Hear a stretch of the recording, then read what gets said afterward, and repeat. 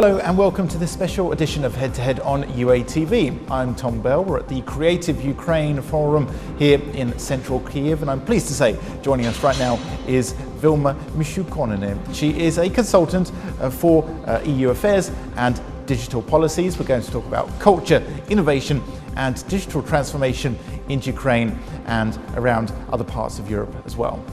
Hi Vilma, thanks very much for joining us. Thank you for inviting. So we're at the Creative Ukraine conference, but your specialization really is in the digitalization of society and help to improve this. So what is the relation between innovation and creativity and digitalization, in your opinion? It's absolutely direct link between the creativity, innovation and digitalization.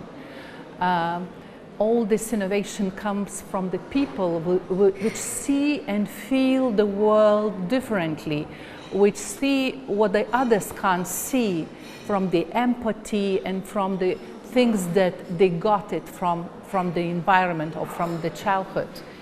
So my message was that we need to raise this creativity since very, very early in order to grow up the generation which brings this creativity and transform that into the digital economy to speed up the country. And this is both through education as well, both the technological aspect and also to a certain extent the creative aspect, although your family background or my family background has a huge effect on that.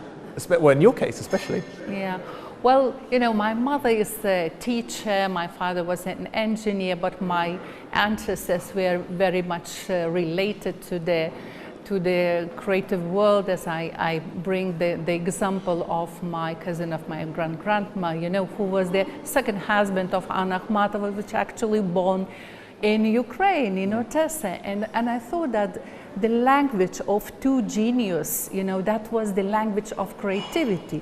They wrote love letters to each other as a poems, and they speak the language of creativity, and they left the cultural heritage for the world of ours. Yeah, and it's important that this cultural heritage doesn't get lost, because I would imagine nowadays these love letters might be done through a messaging app or something. It would be very different. So how would you encourage creativity in Ukraine? What sort of strategies could the state especially deploy to boost this? Very good question. First of all, I would suggest Ukraine not to be as a country of the cheap labor force to do their works outsourced. I mean, whether it would be software development or, you know, fashion, clothes, whatever. But the country where this creativity has been born, this innovation and intellectual property, to be fixed, protected and multiplicated through the digital instruments to the rest of the world to generate the revenues and economic growth for the Ukraine and its society. The intellectual property rights is what has been a huge problem recently, not just in Ukraine but around the world. And I know the European Union does a lot of work in this particular sphere.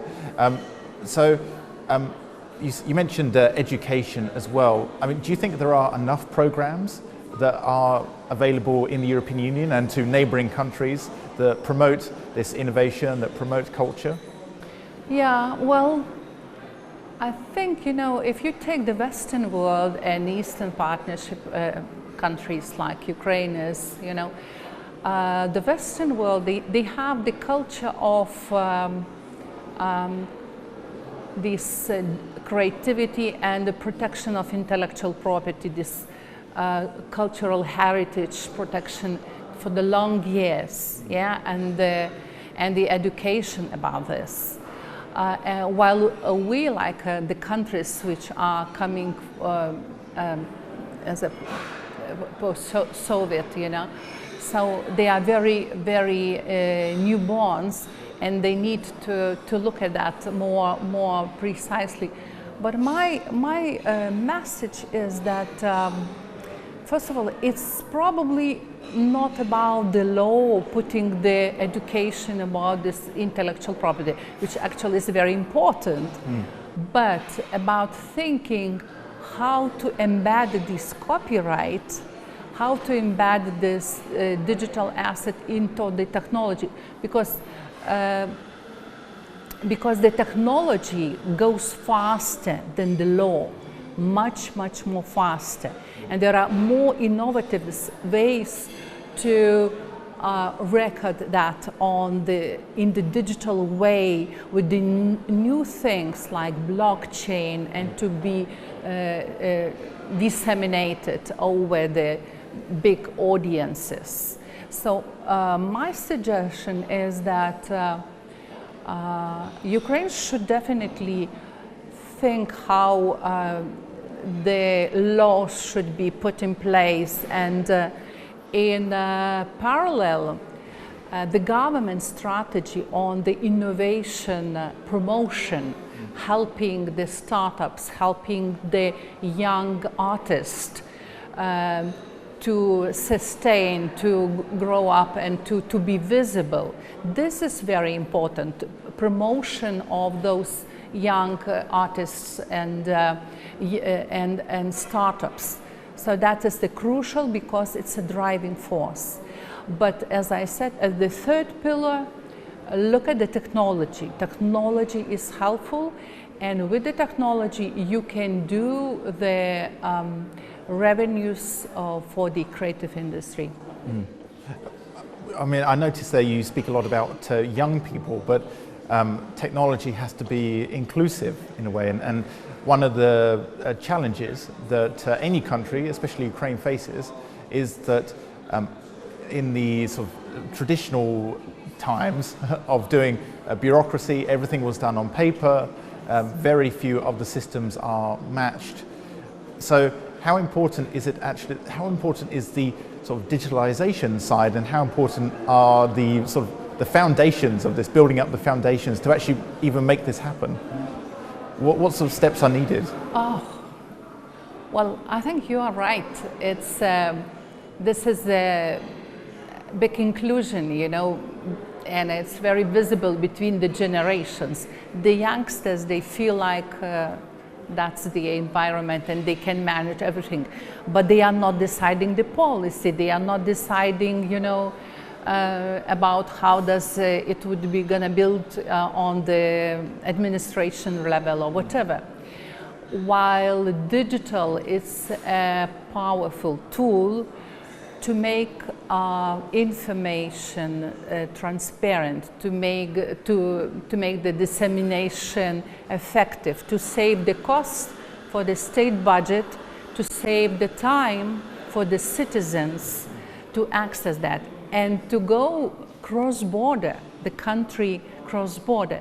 And that's why I am with my team working on the to help Ukraine to go digitally and to be integrated into a single European single digital market in more faster way. And what are the main challenges and the main opportunities ahead for Ukraine in terms of integrating into this European digital market? The opportunities are that, you know, one thing, Ukraine has the big fund of IT talents, which can be used for the rest of Europe, not rather, you know, for, let's say, some overseas or whatever. And Europe is lacking a lot of professionals, IT. 500,000 vacancies and filled for IT professionals. So that is one of the great opportunities. The second thing, if Ukraine would speed up to adopt its digital infrastructure first. I think one of the main challenges, put digital infrastructure in the proper and the right way, to integrate the registers, governmental registers, and to use the novel technologies. And Ukraine has the opportunity to make the leapfrog. You know, the old member states, countries like Germany, France, they invested a lot in these digital systems. And in order to change something, they need, again, a lot of investment and reshaping. And Ukraine is doing leapfrog. So they can take the newest technologies, new business models, and can be the fastest. And is there I mean, everyone looks at Estonia, for example, in terms of e-governance and the state on a smartphone. Is that the ultimate role model in your eyes, or do you think Ukraine should follow the progress of other countries in the European Union in terms of digital transformation? You know, I think that each country has its own way. Oh, really? Absolutely. There's not a standard one way. No. You know, I very much welcome, you know, and very much admire what is Estonia doing in one area, you know, okay, and another one. But in some other things, let's say my country is more in front, or other countries, okay? So what fits, for instance, for Estonia, which is a little bit above 1 million, it probably does not fit for Ukraine, which has, you know, vast, over 45 million. Like 40 million, yeah, or something, because, and also, again, you know, different past and history. So you need to look very creative what strategically what you can do. And also what I feel, what is a very big potential, this is stakeholders. So industry, academia, they should be involved and should contribute. It's not like a state should decide, oh, we're going to create the system and it should look like that. The industry knows what and can advise what could be the best architecture, digital infrastructure. For instance, I just arrived, you know, yesterday I was in the European Blockchain Congress, which took part in Malaga. And, you know, that was so funny because, you know, a year ago in May, I was participating in the Baltic Sea regional event, which took place in Tallinn. And Vice President, former Prime Minister of Estonia, and that time current Vice President of European Commission, Andrus Ansip, said, answering to my question, how does the Commission look at the blockchain and the technologies like such disruptive technologies? And he said, oh, we're just observing, we are looking how it's going to be.